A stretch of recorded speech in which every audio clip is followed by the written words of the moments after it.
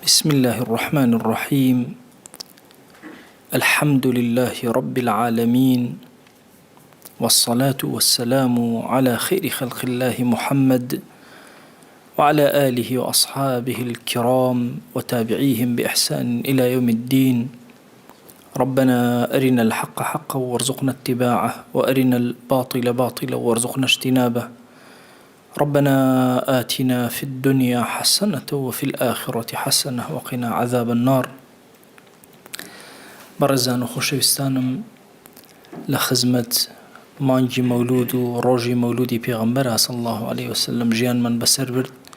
سەرەتای دەرسەکەمان بە دەسەڵەوات لە دیداری و خۆشەویستەمان دەست پێ ئەکەین و ئەڵێن: اللهم صل على سيدنا محمد وعلى آله وصحبه وسلم. اللهم صل على سيدنا محمد وعلى آله وصحبه وسلم. اللهم صل على سيدنا محمد وعلى آله وصحبه وسلم.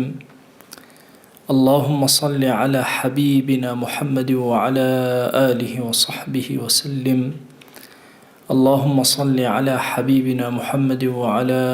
آله وصحبه وسلم. اللهم صل على حبيبنا محمد وعلى آله وصحبه وسلم. اللهم صل على شفيعنا محمد وعلى آله وصحبه وسلم. اللهم صل على شفيعنا محمد وعلى آله وصحبه وسلم. اللهم صل على شفيعنا محمد وعلى آله وصحبه وسلم. اللهم صل على شفيعنا وشفيع ذنوبنا وطبيب قلوبنا ونور أبصارنا محمد وعلى آله وصحبه وسلم تسليما كثيرا أبدا إلى يوم الدين. سەرەتای دەرسەکە داوای لێبوردنم هەیە کە مودەیەک ئینقیتاعی دەرسەکەمان کرد بەهۆی ناساغی خۆمەوە. الحەمدولله وشکر، سوپاسی رب العالمین ئەکەین لەسەر نەخۆشی و سوپاسی ئەکەین لەسەر لەشساغی. دیارە کتێبی الذەریعە إلى مەکارم الشەریعە یەکێکە لە کتێبە زۆر نایابەکان بۆ تەربیە و تەزکیەی نەفسی ئینسان. لە دەرسی پێشووە باسی ئەومان کرد کە ئیمام ئەفەرمێت کاتێککە ئینسان خەریکی فەضائیل ئەبێ، بەرز ئەبێتەوە بەرەو لای خوا، دەرەجاتی هەیە بەرزبوونەوە. لەم کاتی جەنگە لەگەڵ نەفسی خۆیە و خەریکی تەزکیە و تەربیەیە چۆن بەرزبوونەوە هەیە، بە هەمان شەش نزمبوونەوەش هەیە. بۆیە ئەسفەهانی فەرمووی: للإنسان في منازل الفضائل مرتقى صعب ومنحدر سهل. ئینسان لە مەیدانی فەضائیل و منزلەکانی فەضائیلە سەرکەوتنێکی زۆر بە زەحمەتی هەیە، بەڵام هاتنە خوارەوە و گلێربوونەوەیەکی زۆر سەریعی هەیە و زۆر سەهل و ئاسان. دەرسی پێشوو باسی ئەومان کرد ئەو مەداریجانەوە ئەو بەرزبوونەوانە لە ئینسانەوە لە تەوبەوە دەست پێەکە. سەرەتا ئینسان ئەگاتە دەرەجەی ئەو کەسانی تائیبن، تەوبەکارن، مطیعی خوان، مطیعی پێغەمبەرن صلی الله عليه وسلم. ئەگەر زۆر جەنگ کات و لەسەر تەوبەی خۆی هەر بەردەوام بێ، ئەگاتە پلەی ساڵحین، پلەکەی تۆزە بەرزتر ئەبێتەوە. ئەگەر لەمەشە هەر خەریکی جەنگ و جیهاد بێ لەگەڵ نەفسی خۆیە، وردە وردە پلەکەی بەرزە بێتەوە بۆ پلەی شوهەدا، ڕوتبەکەی زۆر بەرزە بێتەوە. طبعا منزلەی شوهەدا منزلێکی زۆر بەرزە. یەکەم قەترە خوێنی شەهید کە ئەکەوێتە سەر زەوی، خوا لە هەموو گوناهی ئەبورێ. بۆی ئەصحابی پێغەمبەر صلی الله عليه وسلم بە درێژایی مێژووی ئیسلامی هەمیشە جوندی موسڵمان لەو پەڕی هێز و توانایە بووە، چونکە بەرەو ئەو ڕۆشتووە کە خوا لێ ببورێ. هەر یەکێک لە ئێمە ئەگەر یەقینی هەبێ خوا لە شتێکە لێ ئەبورێ، ئامادەیە ڕۆحی خۆی، گیانی خۆی، عارەقی خۆی، جوهدی خۆی، جیهادی خۆی هەمووی سەرف بکە. بۆیە منزلەی شوهەدا منزلێکی زۆر بەرزە. چۆن ئەو کەسەی مجاهیدە و لە جەنگا جەنگ ئەکا هەتاوەکو شەهیدە بێ، ئەو کەسەی خەریکی تەزکیەی نەفسی خۆیەتی و جەنگ ئەکا لەگەڵ نەفسی خۆیە عەینەن وەکو مجاهیدەکە چۆنە، بەو شێوازە ئەگەر لەم مەیدانە هەر بەردەوام بێ پلەی شوهەدای دەسەک. فەرمایشتەکەی پێغەمبەر صلی الله عليه وآله وسلم فەرمووی: زەمنە یەتە پێشەوە خەڵکانێک هەن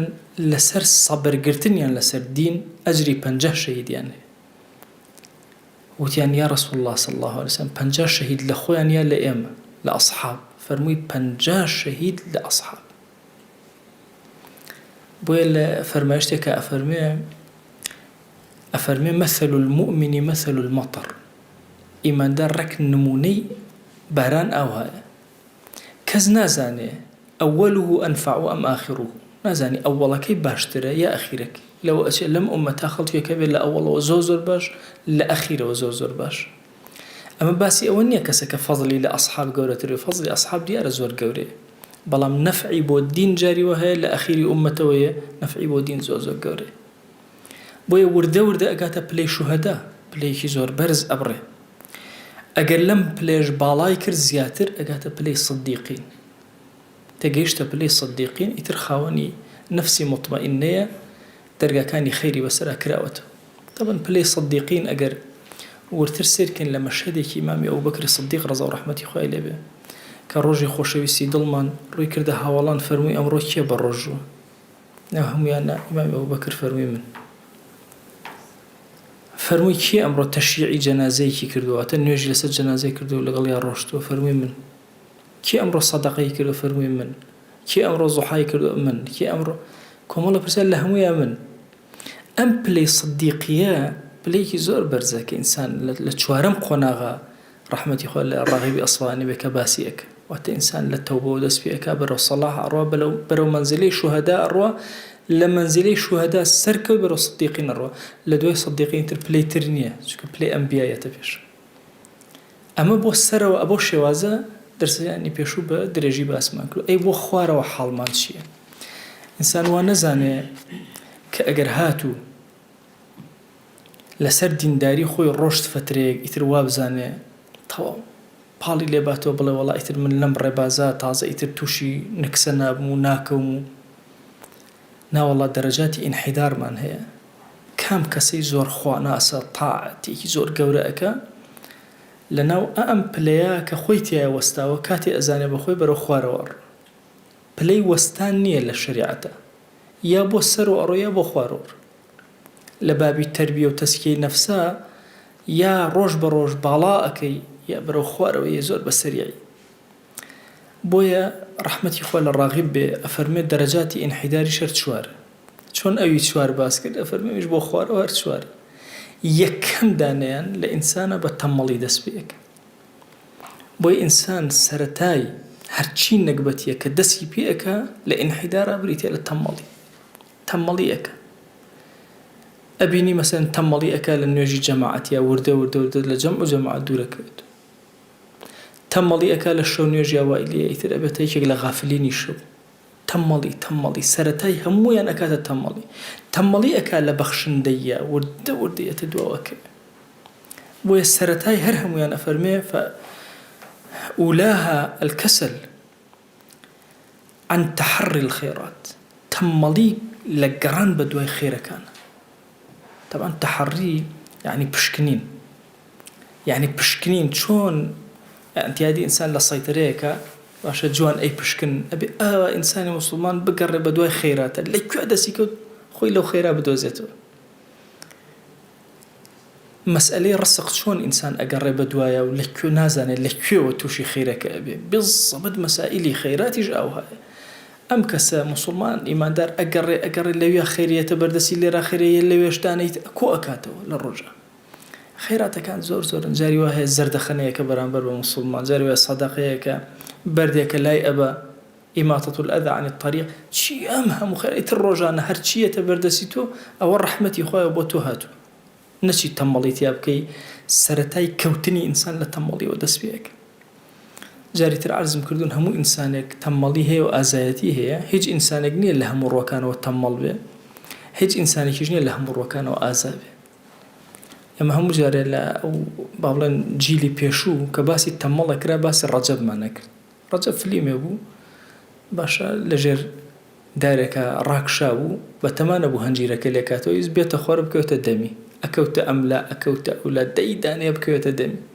باشە تااقەتیەوەنەوە نەلێکاتەوە نە لە پاناشە کە ئەکەوت هەڵیگرێتەوە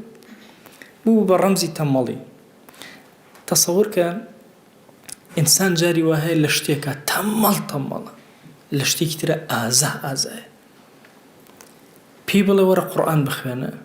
ئیتر تەمەڵی ئەکا عوزر بۆ خۆی ئەهێنێتەوە خۆی ئەدزێتەوە پێ بڵێ نوێژی جەماعەتکە گورج و گۆڵ و ئازا لەوەیانە عیبی نێ لەوانە شەیطان لەوە زەفەری پێ چونکە ئەم مەیدانی تەمەڵیە هەر سەرەتاکە لە شتێکە خۆیە بەدەست شەیطانەوە وردە شتێترە لێ ئەبە شتێترە لێ ئەبە ئەڵێ پیاوێک گوێزی ئەفرۆشت هەورامیش بوو باشە ئەڵێ نەفەرێکی شاوتی تخوا فەردەی گوێزم نایەتێ بۆ خۆم یکورە بڕۆ قڕم ساخ لە خەریوە بڕێکیشی بکوتێ چۆن فەردێ گوێزەیەم بەت ئەڵێ هەر ڕۆژ تۆزێەوە جلوبەرگی خۆی گۆڕی هاتەوە پەنای دانیشت و دەسێ بە قسەی خۆش لەگەڵی وتی یاری گوێزەکانت چۆنە وتی وەڵڵا عیبی نییە و بەشەر دانەیەکی شکان خواردی تۆزێکتری پێچوو دانەیەکتری شکان خواردی دانەیەکتری شکان خواردی ئەڵێ نزیکەی مانگی ئاموشووە کرد کاتە زانی فەردەیەکی خوارد بە ئیسراحەت و بەبێ ئەوەی تووشی مشەوەشی بزەبت تەمەڵی ئاوهایە لەپڕ ئەگەر تۆ پێت بڵێن کاکە 10 ساڵی عمرمان بدەرێ و تەلەڤیزیۆن شێتەبی ئەڵێ چۆن 10 ساڵ عمری خۆم ئەدەم بەڵام بە 2 ساعات 10 ساڵەکەت لێ بە دەنکە گوێزەکان چۆن وردە ئەویش وردە کاتێەوە گوێز ڕائکێش فلیم ڕائکێش باشە ئەو بەرنامەی تر ڕائکێشە کە ئەتێزانێ عمر فەوتە هەمووی لە پێناوە ڕۆشت بۆیە هەریشێک لە ئێمە زۆر گرنگە بە وریایی بە وشیاری لە مەسەی تەمەڵی چونکە ئەوە سەرەتای کێشەکان لێوە دەست پێیەکە ئەفەرمێ ويورثه ذلك الزيغ هەموو لادانێکی ئینسان لە تەمەڵیەوە دەست پێیەکە ئەگەنا ئینسانەکە لا نادا بەڵام تەمەڵی وهای لێ ئەکا لا بدە بۆیە ئەفەرمێ فەلەمما زاغوا أزاغ الله قلوبهم کاتێککە لایاندا خوا جەل جەلالوه دڵی لادان واتە ئەمان خۆیان بڕیاری لادانیاندا اینجا خوا جەل جەلالوه دڵی لادان کەوابوو سەرەتای کەوتنی ئینسانەکان بریتێ لە تەمەڵیان لە تەمەڵیەوە کەوتن دەست پێ ئەکا لە تەمەڵیەوە لادان دەست پێ ئەکا ئینحراف دەست پێ ئەکا لە ڕێدەرچوون دەست پێ ئەکا بۆیە ئەگەر توانیمان نەفسی خۆمان لە تەمەڵی بپارێزین ئیتر لە هەموو مەیدانەکانی تری کەوتن تۆ پارێزرای ئەی ئەگەر وردە لە شتێکە تەمەڵیت کرد ئایا شەیطان بە تەمەڵی وازر لێ هێنێ ناوەڵە لە دوای ئەوە مەسئلەی تریەتە ئاراوە مەسئلەی دووەم بریتێ لە ئەلغەباوە ئەڵێ کاتێک کە تەمەڵیت کرد لە شتێکە دوایی ئەبیتە غەبی ئەبیتە گەوج ئەبیتە گێژ بە زمانی خۆمان ئەمە چیت لێ ئەکا حاڵەتی دووەم ئەوەیە تەرک النەظەر وات لێ ئەکا بیر ناکەیتەوە وردە ڕقت لەو عەمەلە ئەبێتەوە یەکەم جار تەمەڵیتی ئەکەی دوای ڕقت لێ ئەبێتەوە وهي جاري وهي جنجي الله ما والله من أهل مزجود أوا بقرآن سرقم لجماعة بيت كاك وتمليت كدو لجماعة ورده شوي تنو غباوته بلاي دوم واد لي رق لجماعة بيت رق لو عباته أبيته كتمليت يأكل رق لنيجي بياني أبيته شو كتمليت يأكل ونتكردو يسرق اللي أبيته بوي إنسان أبي لك كسلة خوي راقري أجرنا بلاي دوم يتبيش أو كبريتي غباوت ئەم غەباوەتە چی بۆ تۆ ئەکات ڕێینێک لەسەر دڵت دروستەکە ڕێین لە هەندێک مفەسیرینی کورد بە مۆر لێکیان داوەتەوە بەس هەڵەیە ختم ئەکاتە با بڵێن مۆر ڕێین ئەکاتە ژەنگ ئەم دڵە وردە ژەنگ ئەهێن لە ئەسڵا وشەیە ڕێین بە معنای داپۆشین نییە واتە دڵەکە شتێک دای ئەپۆشێ شتێکی زیادە دای ئەپۆشێ ئەو شتە زیادە ئەو داپۆشینە ئەو تەنینەوەیە لەسەری بە خوبت و بە پیسی هەندێک جار ئەگەر مستان بینی بێ وردە سەوزە بێ جاران مزگەرەکان هەبوو لە چوت پاکیانە کردەوە ئەو پێوترێ ڕین لە زمانی عەرەبیە ئەو سەوزیە پێوترێ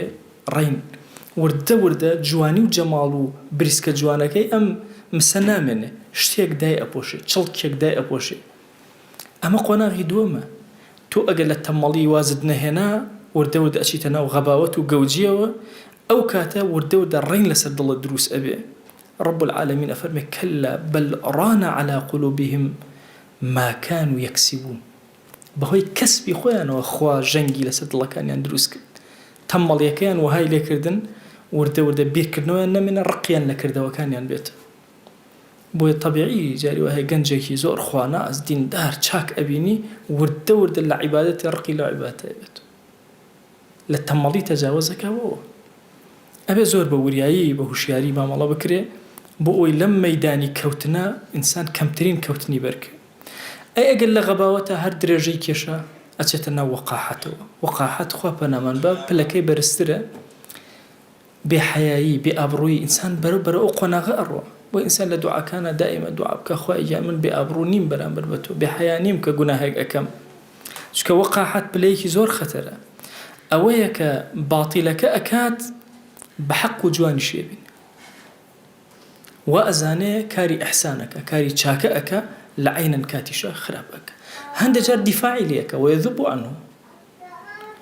تەسەوور کەن جاری وا هەیە کەسێک لە گوناهێکەوە وردە وردە گەوزاوە بە گوناهە، وای لێ وردە وردە دیفاع لە گوناهەکە ئەکە، ئەوە گەیشتۆتە ئاستی وەقاحەت، وای لێ دیفاع لە گوناهەکە ئەکە، بەڵکو خەڵکی بۆ ڕائەکێشێ، ئەکاتە پلەیەکی وا بەلایەوە سوورەتێکی جوانە. ئەمە دڵی وردە وردە ئیتر بەرەو ڕەقی ئەڕۆ، لە جەنگ تەجاوزی کرد. کەسە تەممەڵەکە دڵی لایدا، کەسە غەبی و گەوجەکە وردە وردە ژەنگ لەسەر دڵی دروست بوو. ئەو کەسەی کە بێحەیایی ئەکا لە گوناهەکانە وردە وردە دڵی ڕق ئەبێ، ئیتر لە پێش چاوی خەڵکیش گوناهەکە بە خەیاڵیان نایە. أفرمي رب العالمين ثم قست قلوبكم من بعد ذلك فهي كالحجارة أو أشد قسوة.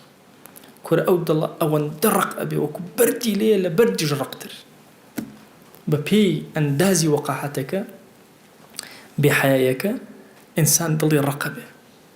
بوي أما وانا زانين لمسيري تسكي نفسه تربية نفسه إتر إما هربو السرو أرن والله أجر تماليت كر وردة أو دلت للري لا أدا برو غباوة أروي جوج أبي بير كرنا والنامنا رقد لو كردا وأبي ضل جنگ دا أجري لدواترا وردة برو بحياي أروى إنسان خوابنا من أو باطلانة جيبك واجزاني حق دفاعي ليك شوار من دانا خوابنا من بأوي إنسان كاتكاني وقتكاني لباطلا سرفك الانهماك في الباطل روتشون لبطالية سرفكني كاتكان سرقالبون بباطله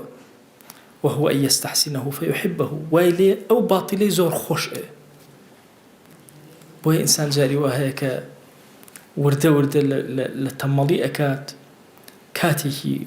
ويليت زور بزحمت ناتواني بتنا مزجوت دروي مزجوتي زور بيخوش لمزجوت ناتواني هيج جورك لعبادته كان أويك تماليت ياكل وهر جوري بخشين يكم جر تمالي أكا لبخشينا دواتر أشي تقونا ترقونا لأخيرا ويلي رزيلي أبيتا خصلتي كي خوشويست للايو زوري خوشوي أم بلايا حول أدا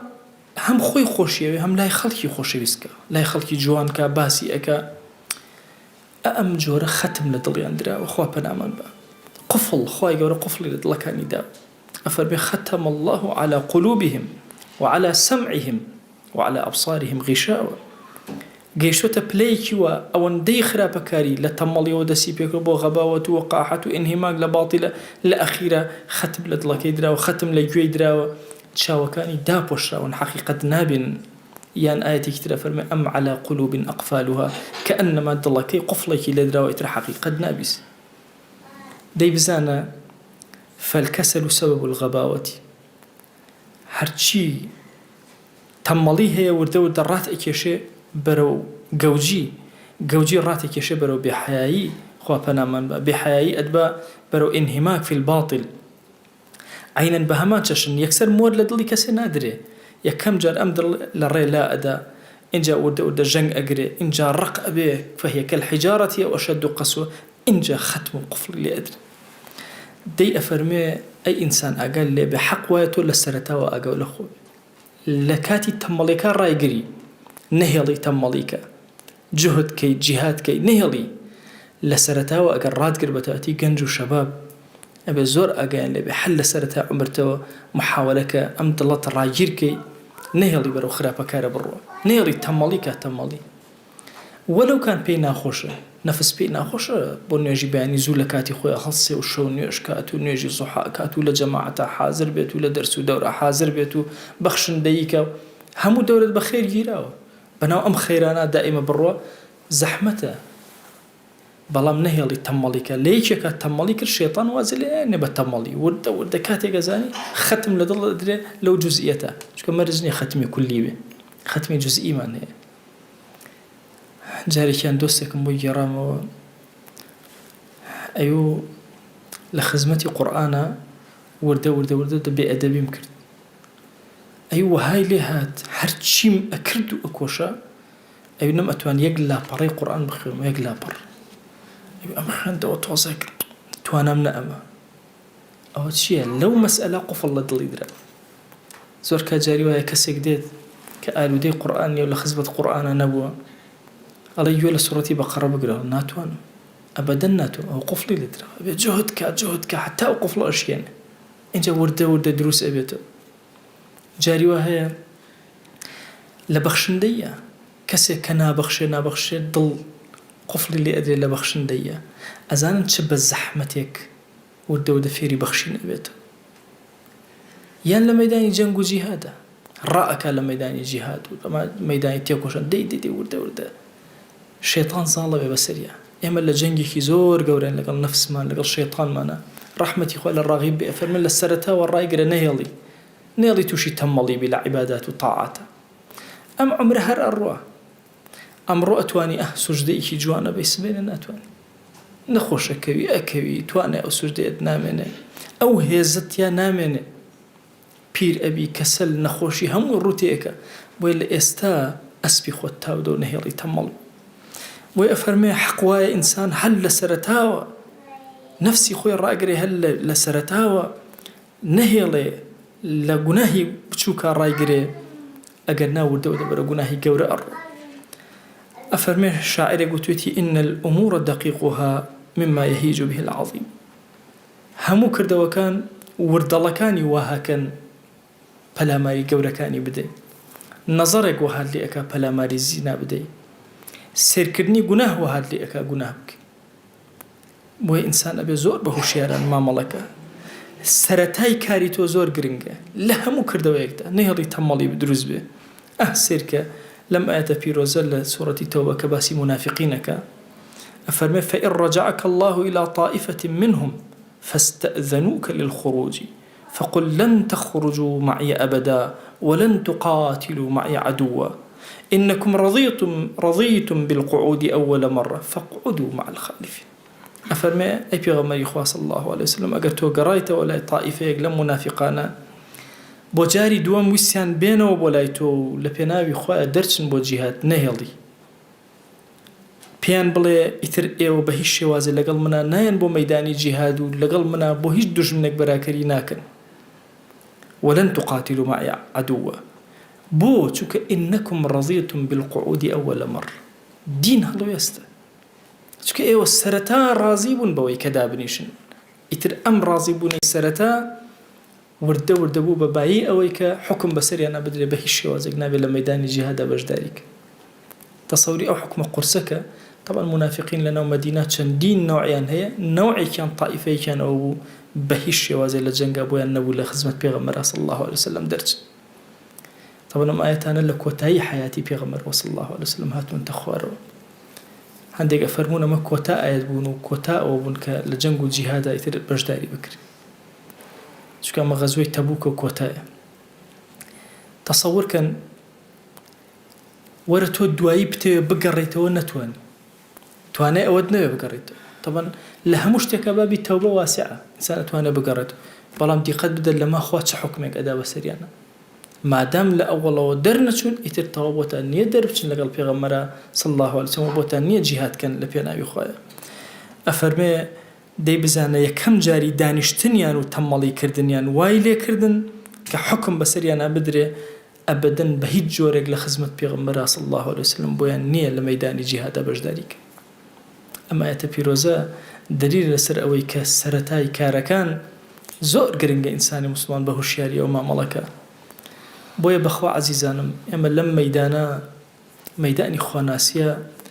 شەیطان زۆر بەرد و زۆر چاڵی لە بەردەممانە هەڵکەندووە بۆ کەوتنمان ئەبێ هوشیار مامەڵەکەین سەرەتای هەموو خراپەیەک لە تەمەڵیمانەوە دەست پێ هەر ئەوەنە لە تاعەتێکە تەمەڵیت کرد وردە کاتێک بە خۆت ئەزانی سەر لە خۆت دەرەکەی کاتێک ئەزانی خەریکەتە قوفڵ ئەدرێت لە دڵەکەت بۆیە شکاندنی قوفڵەکان زۆر زەحمەتە لە دڵ لابردنی ئەو ژەنگ و ڕێینەی کە بەدڵەوە زۆر زەحمەتە ئەو لادانانەی دڵ زۆر زەحمەتە ڕقبوونی دڵ و نەرمکردنەوەی زۆر زەحمەتە بەڵام ئەکرێت لە سەرەتاوە ئینسان پەروەردەیەکی جوانی نەفسی خۆی کە هەمیشە بە حەزەر لەگەڵ نەفسی خۆیان بجوڵێتەوە نەبادا ڕۆژە لە ڕۆژان بیخاتە ناو چاڵێکەوە و ئیتر نەتوانێت دەربێتە ئەمەی کە عەرزمکردن بە کۆی ئینسانەکە ئەو هەیە بە تاکی سیفەتەکانیشی ئەو هەیە هەر سیفاتێکی جەماڵ و جوان لە تۆیە هەیە ئەکرێت ئەو سیفاتە جەماڵ و جوانە لە دەستی خۆت بدەیت بە تەماڵیکردن جاری وا هەیە کەسێک سیفەتێکی زۆر جوانی تێ سیفەتەکەی ئەوەیە زۆر سەخیە زۆر کەریمە زۆر ئازایە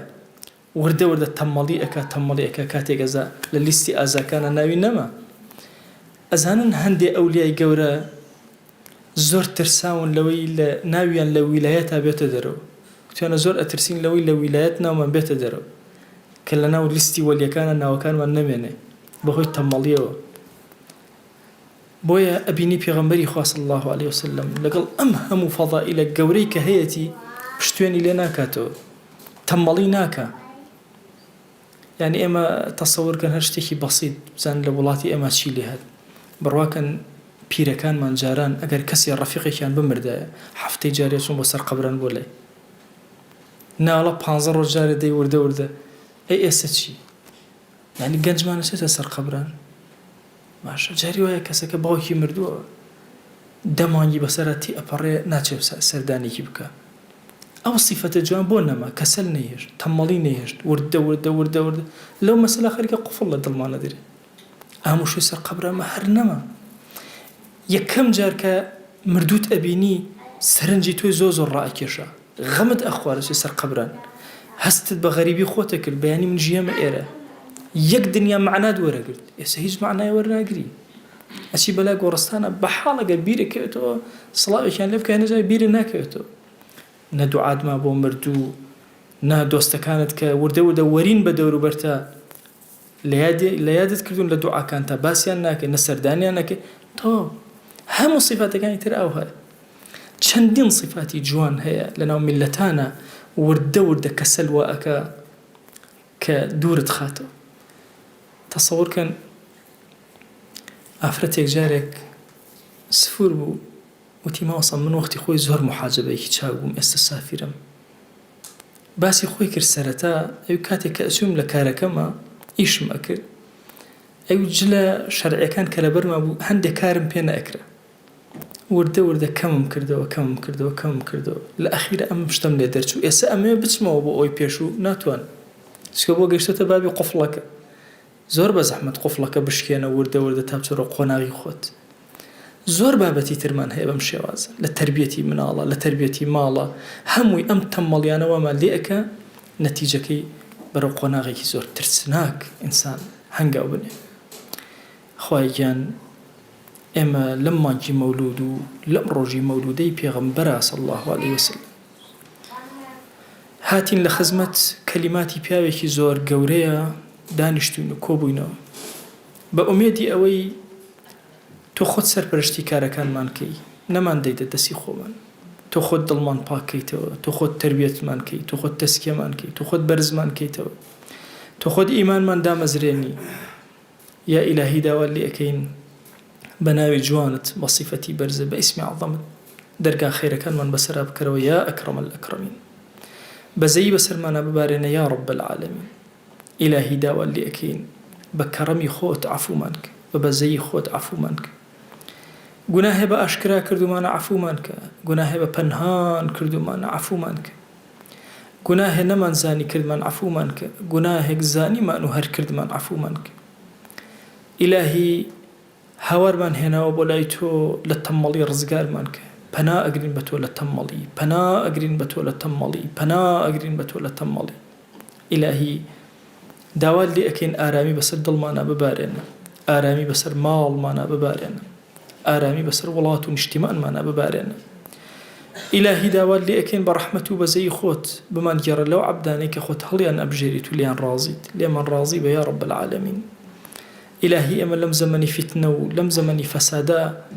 هاناي زليلي وضعيفي خومن هاناي جوزاي من لجناه ولا يتوبر زكينا تأخذ بهانا ما نورة لجناه كان بمن بارزة طلمان صاف كرو إخلاص من في عطاك بمن بارزة يا رب العالمين يا إلهي هانا من هنا ولا يتو لجناه دايكو باك من ببورة إلهي لجناه برا خشكان من ببورة لجناه خزان وهوسر ومنال وشمان ببورة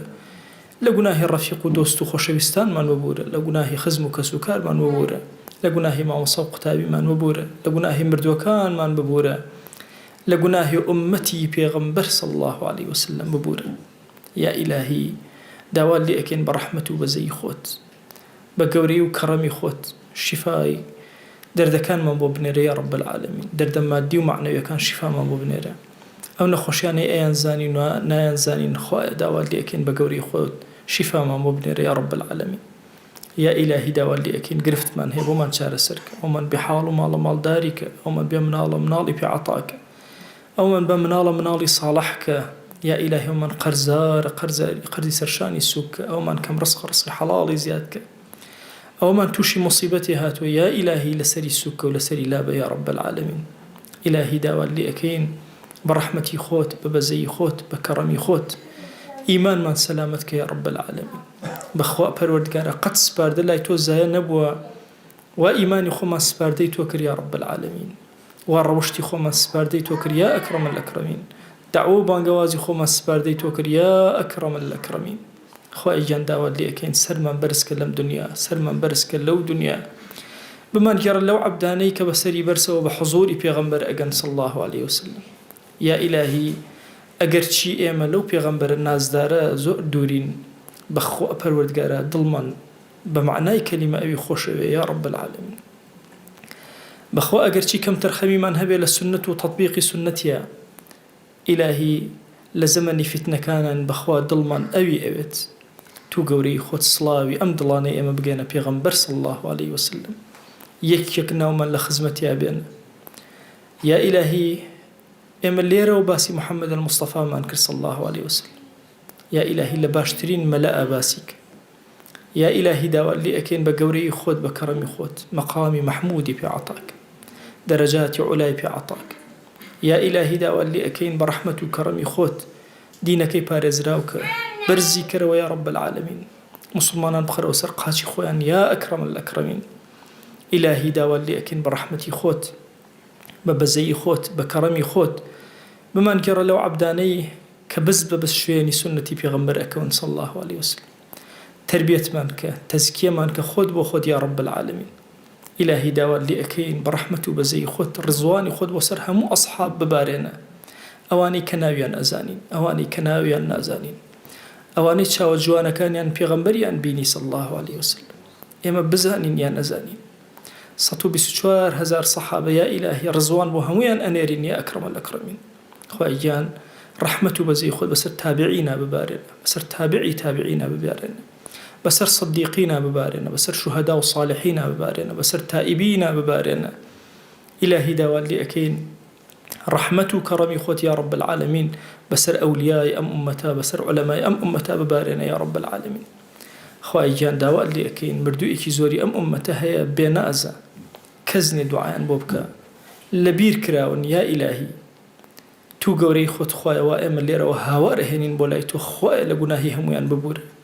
یا ئیلاهی دەرەجاتیان بەرزکەرەوە لای خۆت یا رب العالمین خوایە بە حرمەتی ڕۆژی ولادەتی پێغەمبەر صلی الله عليه وسلم یا ئیلاهی لە گوناهی هەر هەمویان ببوورە یا ئەکرەم الئەکرەمین خوایە داوات لێ ئەکەین بە ڕەحمەت و بەزەی خۆت بە کەڕەمی خۆت یا ئیلاهی داوات لێ ئەکەین حەشرمان کە لەگەڵ ئەولیا و صالحینە حەشرمان کە لەگەڵ صدیقینە حەشرمان کە لەگەڵ شوهەدای ئەم ئومەتە یا رب العالمین خوای گیان ئیماندارانێکی زۆر لە پێشی ئێمەوە بە 1000 ساڵ یا ئیلاهی خوێن ڕژێنراوە بە 1000 ساڵ یا ئیلاهی عارەقیان ڕشتووە یا ئیلاهی بە 1000 ساڵ مرەکەبەکانیان داڕوانەوە و داڕشتووە یا ئیلاهی داوات لێ ئەکەین بە ڕەحمەت و بەزەی خۆت هەمومان لێ قبول کە لەم ئومەتە یا رب العالمین لەگەڵ ئەوانە حەشرمان کە یا ئەکرەم الئەکرەمین إلهي داوات لي أكين برحمته وبزي خود بكرمي خود قبول مان كلاي خود قبول مان كلاي خود قبول مان كلاي خود يا رب العالمين وصلى الله على سيدنا محمد وعلى آله وصحبه وسلم تسليما كثيرا أبدا إلى يوم الدين. خوي قول لقناهي من شوي وجبوري خوي لمن قبل كابو خاتنا وجوانا كان خوي موفق بن يا ربي وخوا بخير.